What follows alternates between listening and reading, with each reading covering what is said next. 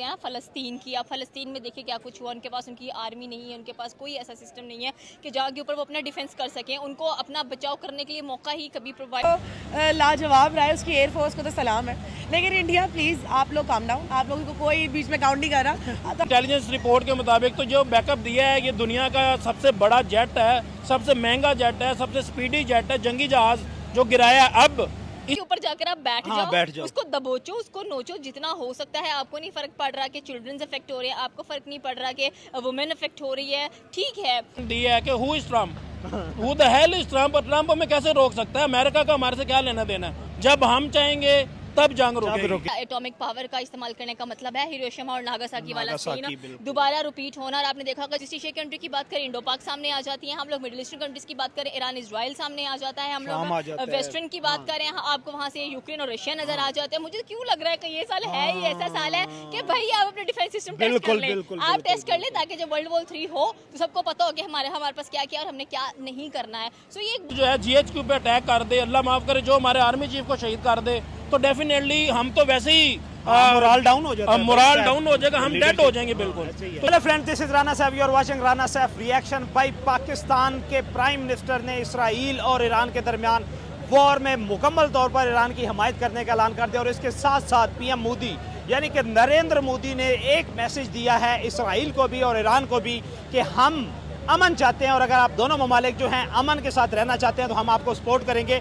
और बज़ाहिर ये कि पाकिस्तान और इंडिया के दरमियान कशीदगी के दौरान नेतन्याहू ने मुकम्मल तौर पे इंडिया को अपनी हमायत का ऐलान करवाया था, लेकिन नरेंद्र मोदी ने एक रिस्पॉन्सिबल और एक बड़ा लीडर होने का सबूत देते हुए और खित्ते के अमन को बचाते हुए इन्होंने ये पैगाम दिया है कि हम अमन को हमेशा सपोर्ट करेंगे और हम किसी भी सूरत इसराइल को या ईरान को मुकम्मल तौर पर सपोर्ट नहीं करेंगे। पाकिस्तानी पब्लिक हमारे साथ मौजूद है, इनसे बात करते हैं कि अरब वॉर के बाद इसराइल और ईरान के दरमियान सबसे बड़ी वॉर होने जा रही है, जिसमें पूरे खित्ते का अमन जो है वो दाव पे लग सकता है। पाकिस्तानी पब्लिक का इस पर रिएक्शन क्या है, आए मिलते हैं और बात करते हैं। मैम, कैसी हैं आप? I am perfect. मैम, आपने देखा है कि इसराइल और ईरान के दरमियान ये जो कशीदगी है, इसने आहिस्ता आहिस्ता मुझे तो लगता है पूरे खित्ते को अपनी लपेट में ले रही है। क्या लगता है आपको कि इसराइल का जो अटैक था ईरान पे और फिर ईरान ने जो जवाबी वॉर किया उस पर, और आप ये कह लें कि इसराइल का जो कैपिटल है उसमें काफ़ी इमारतें जो हैं उसको उन्होंने टारगेट किया है, लेकिन जो अटैक इसराइल का था ईरान पे वो बड़ा ख़तरनाक था कि अरब इसराइल वॉर जो पहले 3 हो चुकी थी उनमें सबसे बड़ा अटैक जो है वो ये है। क्या ईरान जो है वो अपना दिफा कर पाएगा? और अगर ईरान जो है वो दोबारा इसराइल पे अटैक करता है तो इसराइल जो है एक लंबे अरसे तक सर्वाइव कर पाएगा? बिस्मिल्लाहिर्रहमानिर्रहीम। देखिए, पहली बात तो ऐसे है कि जो ईरान है वो एक बड़ी पाक ज़मीन है, ऐसे ही है, ठीक है। और वहाँ पे जो वहाँ पे रहने वाले लोग हैं बड़े जिसे कहते हैं ना मोलाई हैं।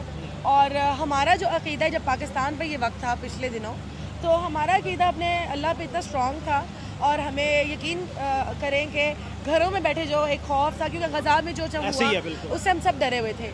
जब अल्लाह पाक ने हमारी इस सरजमीन को बचाया है तो मुझे पूरा यकीन है वो उस पाक ज़मीन पे कुछ हो नहीं सकता। हाँ, इसराइल ने ज़रूर उन पर हमला करके काफ़ी नुकसान किया, काफ़ी ज़्यादा नुकसान किया है, बट वो ये नहीं जानता कि सबसे बड़ी पावर, सबसे बड़ी ताकत अल्लाह से ज़्यादा कोई हो ही नहीं सकता। और अल्लाह ही उनको हमेशा अपनी अमान में रखे। हमारी तरफ से बहुत सारी दुआएं और हमेशा पाकिस्तान में उनके साथ खड़ा है। देखिए, जो ईरान ने अटैक किया है, आपको क्या लगता था कि ईरान वाकया इस तरह टारगेट कर सकेगा? और इसराइल का वो जो दावा था नाकाबिले तस्खीर होने का, तस्खीर तो कर लिया ईरान ने। पहले भी पहले जो इनके दरमियान कशीदगी ईरान और इसराइल के दरमियान हुई थी, उस वक्त भी इस ईरान के मिसाइल जो थे वो इसराइल के अंदर जाके गिरे थे। और अब तो मुख्तलिफ मकामात को उन्होंने टारगेट किया। नो डाउट कि एक अचीवमेंट है पूरे ईरान के लिए और पूरी दुनिया में। वो जो इसराइल का एक हवा बना हुआ था कि उसको कोई मुल्क जो है वो टारगेट नहीं कर सकता, लेकिन ईरान ने टारगेट करके दिखाया है। और अगर ईरान जो है वो 1000 के करीब मिसाइल एक साथ दाग देता है तो फिर इसराइल कहाँ खड़ा होगा? ऐसा ही है, इसराइल बिल्कुल छोटा सा मुल्क है और अगर लाहौर आप रकबे के लिहाज से और पॉपुलेशन के हिसाब से तो लाहौर से भी कम है। ऐसा ही है, बिल्कुल छोटा सा वो खिता है। और अगर वाकई ईरान जो है वो बड़ी नडर कौम है, वो बिल्कुल नहीं डरती। अगर उन्होंने टारगेट के मानने वाले हैं, बेशक ऐसा ही है, अगर तो उन्होंने टारगेट कर दिया तो Israel with in a night खत्म हो जाए इंशाल्लाह। और आप इस पाकिस्तान के प्राइम मिनिस्टर ने ट्वीट किया है कि हम ईरान के साथ खड़े हैं और दूसरा प्राइम मिनिस्टर नरेंद्र मोदी। ये दोनों नेशन जो हैं जो रिसेंटली जंग से बाहर निकली हैं, जी जी। दोनों ने आप ये कह लें कि अमन को सपोर्ट करने के लिए अपने अपना इजहार जो है वो किया है। इस पे क्या कहना चाहती हैं? पाकिस्तान तो वालेकुम अस्सलाम। आपको पता ही है ईरान और इसराइल के दरमियान जो कशीदगी चल रही है, क्या कहना चाहते हैं इस पे? ईरान अपना दिफा कर पाएगा?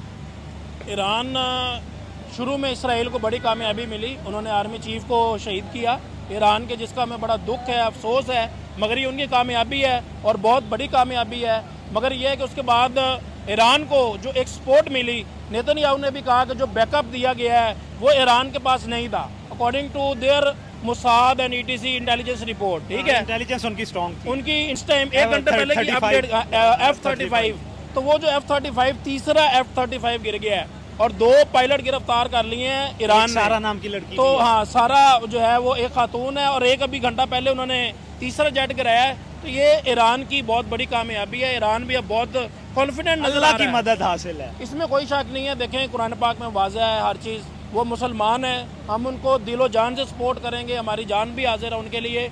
और उसमें सबसे बड़ी कामयाबी मैं यही कहूँगा ईरान की कि जो करियान उनका हेड इसराइल का हेड क्वार्टर था, जहाँ पे उनकी काबिल तस्खीर था, हाँ। जिस पे कभी कोई कंट्री और ना इसराइल खुद ये सोचता था कि उस पे भी कभी अटैक होगा और इतना सक्सेसफुल होगा, लेकिन ईरान ने भाई करके दिखाया है। नहीं, देखें सबसे मोस्ट इम्पोर्टेंट जगह पाकिस्तान की कौन सी है इस टाइम? जो है वो पिंडी है, हाँ, GHQ है। अगर नौज बिल्ला अल्लाह माफ करे, जो मुल्क ये बहुत बड़ी जिस तरह कामयाबी है, रिकवर किया है ईरान ने कि सीनियर सारी क़यादत 8-10 बंदे, 3 साइंसदान, आर्मी चीफ, इंटेलिजेंस का चीफ, अलकुद फोर्स का चीफ, रेवोल्यूशनरी गार्ड का उनका सदर, शहीद हुआ वो है। सारे शहीद होने के बाद फिर जो उन्होंने कम बैक किया, और दूसरा जितना स्ट्रॉन्ग उन्होंने और जितना आप ये कह लें कि बहादुरी के साथ दोबारा वो आए हैं, मैं कहता हूँ कमाल है। वो तो एक बात बिल्कुल आपका पॉइंट वैलिड है, मगर इस टाइम तो ईरान आंखें दिखा रहा है। ठीक है, ईरान ने कहा हम भागने नहीं देंगे।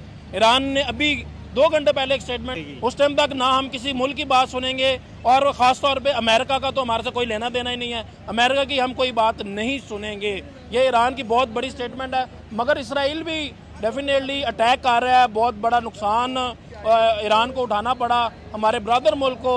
और अब जो ईरान के हेड हैं तो उनके घर पे, हाँ जी, उनके घर पे जो है खामनी साहब के घर पे एक अटैक किया गया, उनकी रहाइश गाह पे अटैक किया गया। उसके बाद जो है आर्मी चीफ जहाँ पे बैठे हुए हैं फ्लोर के ऊपर एग्जैक्टली वहाँ पे जो है वो अटैक होना, ये इसराइल की कामयाबी थी। मगर ईरान भी अब कॉन्फिडेंट नजर आ रहा है और दोनों कह रहे हैं हम जंग नहीं रोकेंगे, और ये वर्ल्ड वॉर की तरफ अगर ये जा रही है, और ये वर्ल्ड वॉर से कम नहीं है। दोनों नहीं, अगर उन्होंने आर्मी चीफ शहीद किया है ईरान का, तो उन्होंने भी फिर उनके हेडक्वार्टर पे अटैक किया और उनका फॉक्स न्यूज़ पे आपने देखा होगा, सारा अपडेट्स आ रही थी। अब ये बताएं, जैसे पहले कुछ महीने पहले ईरान और इसराइल के दरमियान कशीदगी हुई थी, लेकिन उसको देख के मैंने ये तजिया किया था, मैंने नेशनल टीवी पे भी बैठ के ये बात की थी कि ईरान अब आप ये कह लेगा खबरदार हो जाएगा, वो ख़ुद को मजबूत करेगा और जो स्पाइज हैं आपके इसराइल के ईरान के दरमियान, उनके इंटेलिजेंस नेटवर्क जो है उसको तोड़ेगा।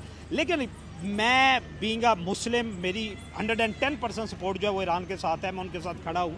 लेकिन ये नो डाउट कि एक बहुत बड़ा फेलियर था कि ऐसे मामलात के, जब पता था, पूरी दुनिया कह रही थी कि इसराइल अटैक करेगा, ऐलान उन्होंने कहा था, लेकिन इसके बावजूद इतना बड़ा अटैक जो है वो इसराइल की तरफ से ईरान पे कर देना, ये उस वक्त अस्सलाम वालेकुम। वालेकुम अस्सलाम। क्या लगता है इसराइल और ईरान के दरमियान वॉर जो है, और मुस्लिम ममालिक जो मेरे ख्याल में वो उन्होंने तो स्टैंड ले लिया और ईरान के साथ खड़ा होना शुरू हो गया, क्या लगता है कि मुसलमानों ने, मुस्लिम ममालिक ने ये रिकॉग्नाइज कर लिया है कि अभी हमें खुद अपना दिफा करना है? बिल्कुल आपकी बात सही है। देखिए, हम जहाँ पर भी देख रहे हैं, पहले तो हम लोग बात नहीं किया गया, सत्तों के अलावा उनके पास कुछ नहीं। एग्जैक्टली ऐसा ही है। और इसराइल ने हमेशा यही कंसीडर किया है कि भाई अगर हम फलस्तीन के ऊपर बहुत ज़्यादा दबाव प्रेशर डाल सकते हैं तो हम किसी मुल्क के ऊपर भी डाल सकते हैं। उनका एक माइंडसेट हो चुका है कि भाई कमजोर आप जंग लड़ो, लेकिन जब सीज फायर हो गया उसके बाद आई डोंट थिंक सो कि आपका दोबारा काम बनता है कि आपको ऐसा करना चाहिए। आपने ईरान और इजराइल की बात की है, तो पहले भी हम लोगों ने देखा कि ईरान के ऊपर काफ़ी ज़्यादा सुनने में आ रहा था कि भाई इसराइल अटैक करने वाला है। ट्रंप ने भी ये स्टेटमेंट दिया अपना कि हमने पहले वार्न किया था ईरान को कि भाई जो इसराइल है वो बिल्कुल रेडी बैठा है, वो किसी भी वक्त आपके ऊपर अटैक कर सकता है। ये आपकी मैं बात काट रहा हूँ, ये फेलियर तो है ना ईरान का। ईरान को पता था, इंटेलिजेंस बेस इंफॉर्मेशन भी थी, लोगों ने भी बताया हुआ था, लेकिन फिर भी इस सारे मामलात के बावजूद इतना नो डाउट कि आप ये लीडरशिप पूरी की पूरी को टारगेट कर दिया, ये फेलियर तो है और सक्सेस भी है इजराइल की। जहाँ पर आपके साथ आप सक्सेस और फेलियर दोनों साथ साथ चलते हैं। कभी आप कहेंगे कि अगर सक्सेस मिल रही है तो फेलियर नहीं है, फेलियर मिले सक्सेस नहीं आएगी। देखिए जहाँ पर उनके प्रेसिडेंट को उड़ा दिया गया, उनके मेजर साइंटिस्ट को उड़ा दिया गया, और स्पेशली अगर देखा जाए तो उनके चीफ ऑफ आर्मी स्टाफ के साथ इतना बुरा किया है कि भाई एक ही जगह पर निशाना भी एग्जैक्ट वहीं पर लगा है जाकर जहाँ पर उन्होंने कहा कि ये सारे के सारे लोग बैठे हुए हैं। तो ये डेफिनेटली फेलियर था इनकी इंटेलिजेंस का कि आपको एक दफ़ा बता दिया गया है तो आपको अपना प्रिकॉशन ले लेना चाहिए था और आपको हर चीज़ सेट कर लेनी चाहिए थी। इसके बाद आपने रिटेलिएट किया है इसराइल के ऊपर। रिटेलिएशन आपकी बहुत अच्छी है बिकॉज इसराइल के पास वन ऑफ द बिगेस्ट कह लेंगे डिफेंस सिस्टम आयरन डोम सिस्टम है और ये इतना एक्सपेंसिव है कि ये मेजर पावर्स ये अफोर्ड कर सकती हैं। और इसमें से इसराइल आपको नजर आता है। आपने पहले देखा होगा कि पिछले साल आई थिंक सो ये 2023 में जब इसराइल की और 2024 में एग्जैक्टली ईरान की जब जंग हुई थी तो तब भी ये पावर डोम ने बहुत काम किया था इनके लिए। लेकिन काफी मिसाइल रोके थे, लेकिन इस बार आई थिंक सो के 150 बैलिस्टिक मिसाइल लॉन्च किए गए हैं, एक साथ लॉन्च किए गए हैं इसराइल के ऊपर। तो आई थिंक सो कि इसराइल कुछ कर नहीं पाया इस बार। ईरान खैबर का भी कह रहा है कि खैबर मिसाइल भी छोड़ अगर ईरान खैबर छोड़ देगा तो आई डोंट थिंक सो कि इसराइल अपना बचाव कर पाएगा। भाई इसराइल नेतन्याहू ठीक है, मान लिया कि आप बड़े ताकतवर हैं, आपकी दुनिया में प्रोडक्ट्स बिकते हैं, आपकी बड़ी से बड़ी हमें कंपनीज नजर आती हैं, but still the point is that कि आपके लोग सफर कर रहे हैं बहुत ज्यादा। आप ये भी चीज देखें, ठीक है। अभी रिसेंटली मैं एक वीडियो देख रही थी कि वहाँ पर अलार्मिंग सायरन बजा है और उनके बच्चे भाग रहे हैं कि भाई हम अपनी जान बचाएं किसी न किसी तरीके, हम कहीं ना कहीं जाकर बच जाएं। तो जो एक डर है, एक जो फियर है वो आपके लोगों में नजर आ रहा है। तो आई थिंक कि आपको बस कर देना चाहिए। और जो लोग इसराइल को सपोर्ट कर रहे हैं, मतलब कि टॉप ऑफ द लिस्ट आपको इंडिया नजर आता है और इसराइल ने डेफिनेटली इंडिया को भी सपोर्ट किया हुआ है इंडो पाकी वॉर के अंदर। लेकिन मुझे इस तरह ओपनली नहीं लग रहा कि इंडिया उनको सपोर्ट कर रहा है। उन्होंने तो ट्वीट किया है, नरेंद्र मोदी ने ट्वीट किया है कि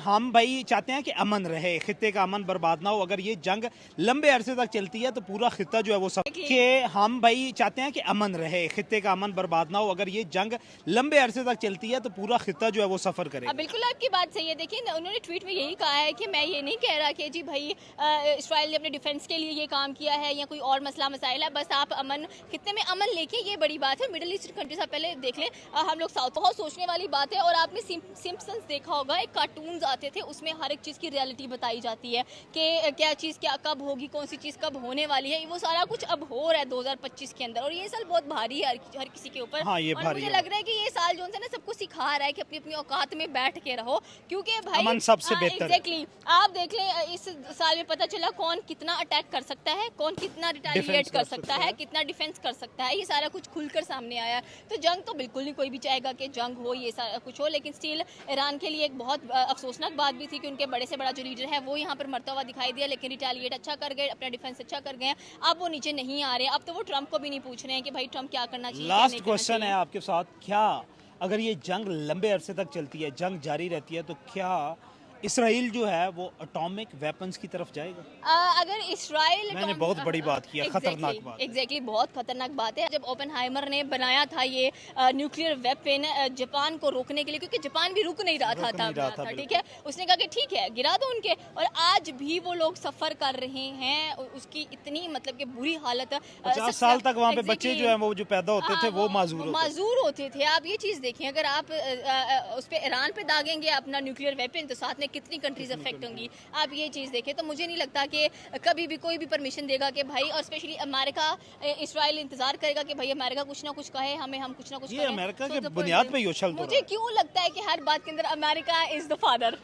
ये है बिल्कुल। जो भी चीज़ करनी है अमेरिका से पूछ लो, जो भी चीज़ करनी है भाई क्यों पूछे अमेरिका से? आपकी अपनी राय नहीं है, आपका अपना काम नहीं है, आपके पास अपना दिमाग नहीं है जो आप यूटिलाइज कर सकते हो। So the basic thing is that जंग नहीं होनी चाहिए, बच्चे सफ़र हो रहे हैं, वुमेन सफ़र हो रही है, आपकी इकॉनमी सफ़र हो रही है, ये खर्चा कहाँ से भरेंगे आप, ये चीज़ें कहाँ से लेकर आएंगे आप वापस? सवाल मेजर ये है कि जब आप भूखे मरेंगे तब आपको पता चलेगा कि हमें ये चीज़ें नहीं करनी चाहिए। वर्ल्ड वॉर 3 की तरफ तो बिल्कुल नहीं जाना चाहिए।